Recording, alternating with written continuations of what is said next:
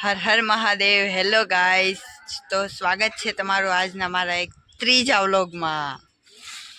તો અત્યારે વાગી ગયા છે 5:30 અને હું સ્કૂલેથી આવી ગયો છું. અમારી સ્કૂલ ફૂલ ડે છે.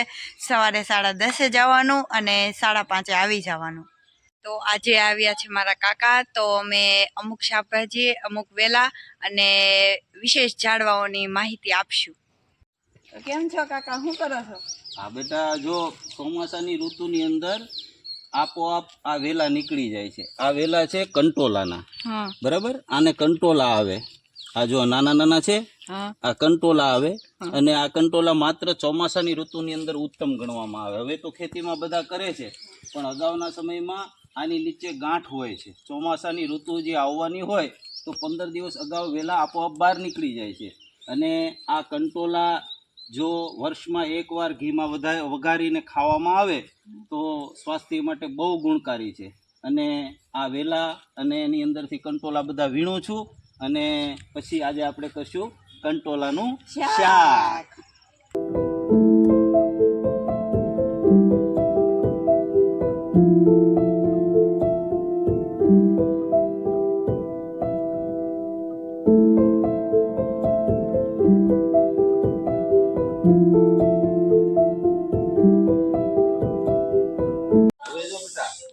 કંટોલા હતા અને આપણે થોડા દિવસ પહેલા જે રીંગણી વાવી હતી ને, એ રીંગણીમાં હમણાં સમય પ્રમાણે આપણે ખાતર કે એવું કઈ નાખતા નથી, બધું દેશી જ છે. તો આ ધોળિયો કહેવાય. આ જે સફેદ સફેદ દેખાય ને, આને ધોળિયો કહેવાય. આ નાના નાના જીવજંતુ હોય જે દવા છાંટવાથી વયું જાય છે, પરંતુ આપણે દવા છાંટવી નથી. આવા છોડવા આપણી વાડીએ છે, પણ આ આપણો ઘરનો છોડ છે. વાડીના છોડ પણ આપણે પાછા બધાને બતાવશું. તો અત્યારે અહીંયા રીંગણા આવ્યા છે 2, જે સાંજે કંટોલા સાથે આનું પણ આપણે શાક કરશું. આવડું રીંગણું થયું છે અને એકદમ પૌષ્ટિક અને સરસ મજાનું છે. ક્યાંય કોઈ પ્રકારનો સડો નથી અને હેલ્ધી છે. આ કાચું ખાઈએ ને તો પણ ગુણકારી છે અને સ્વાસ્થ્ય માટે ખૂબ અનુકૂળ છે. તો આવા શાકભાજી છે એ જ ચોમાસાની અંદર ખાવા જોઈએ, જે આપણા ઘરમાં વાવવામાં આવે.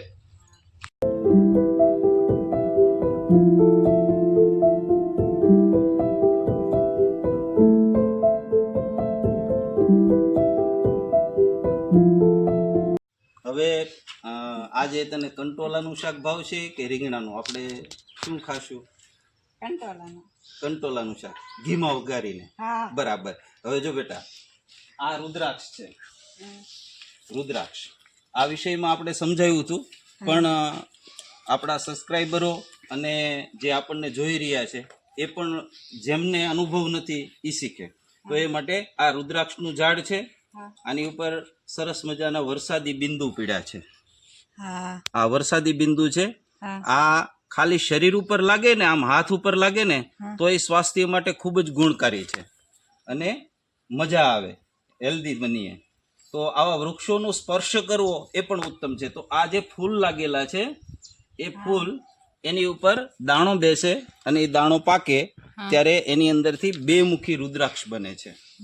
અને આ ફૂલ વિશે તો બધા જાણે જ છે. આ ફૂલ અતિ ઉત્તમ છે, જોવામાં ગુલાબ જેવું લાગે છે અને થોડા ફેરવીને બનાવેલા છે. બાકી 5 પાંખડીવાળા બનતા હોય છે. અને આ ફૂલ ગણપતિજીને અત્યંત પ્રિય, માતાજીને પણ અત્યંત પ્રિય છે. એટલે ફળમાં આ કોઈ ફળ આપતું નથી, પરંતુ ફળિયામાં આને જો છોપવામાં આવે અને આ જે ફૂલ છે એ ફૂલ ખાલી જોયા કરીએ તો પણ મજા આવે એવું ફૂલ છે. તો આગળ હું તને અભ્યાસ કરાવું વૃક્ષો વિશે. તો અગ્રકલિકા, કક્ષકલિકા એવી ઘણી બધી વાતો છે, પરંતુ ફળ વિશે કહીએ તો આ આપણે જાણીએ છીએ કે આ ફળને જમરૂખ કહેવામાં આવે છે. આની આ કોમળ પત્તીઓ જે હોય છે, જે આગળના ભાગમાં હોય છે, આ કોમળ પત્તી તોડીને આને ચાવવામાં આવે તો મોઢામાં ચાંદા પડ્યા હોય, મોઢું આવી ગયું હોય, બધા રોગો ઉપર આ કામ કરે છે. અને આના ફળ પણ અતિ ઉત્તમ છે, જે આપણે હમણાં જોયા. થોડા સમયમાં એ પાકી જશે અને પાકેલા ફળ ખાવા બહુ મજા આવે. અને ફળિયાની અને કોઈ પણ દવા છાંટ્યા વગરની આ જે વૃક્ષ છે એ વૃક્ષ ફળિયામાં હોવા જ જોઈએ. કારણ કે છોડમાં રણછોડ આજકાલ ઓક્સિજન અને વાતાવરણ ખૂબ જ બગડ્યું છે, એટલા માટે બને એટલા વૃક્ષો વાવો એવો આગ્રહ આપણે બધાને કરીએ છીએ. કે જે મિત્રો અમને જોઈ રહ્યા છે એ મિત્રોને વિનંતી કે ચોમાસાની ઋતુ છે, માત્ર ઝાડ લગાડી દો, 2 મહિના સુધી તો વરસાદ દ્વારા એ પોષિત થઈ જશે અને પછી આપ પોષિત કરજો. વૃક્ષો વાવો, વૃક્ષો વાવશે એટલે ગરમી ઓછી થશે, વરસાદ સારો થશે અને આપણે બધાય સારી રીતે જીવી શકશું. તો દરેક મિત્રોને વિનંતી કે સારા સારા વૃક્ષો વાવો.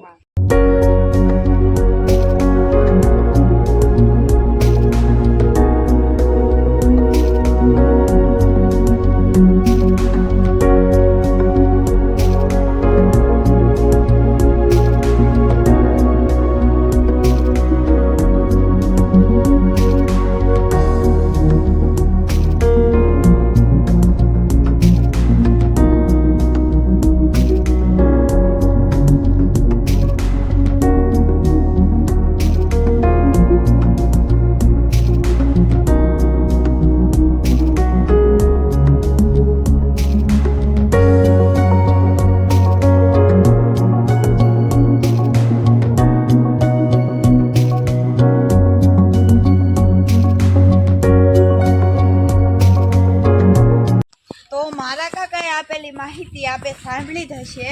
તો આવી ચોમાસાની ઋતુમાં આપોઆપ ઉગી નીકળતી જે શાકભાજી છે, વેલા છે, તો એમાંથી આવતી શાકભાજીનો ઉપયોગ આપણે ચોક્કસપણે કરવો જોઈએ, કારણ કે એ આપણા સ્વાસ્થ્ય માટે ગુણકારી અને ખૂબ લાભદાયક છે.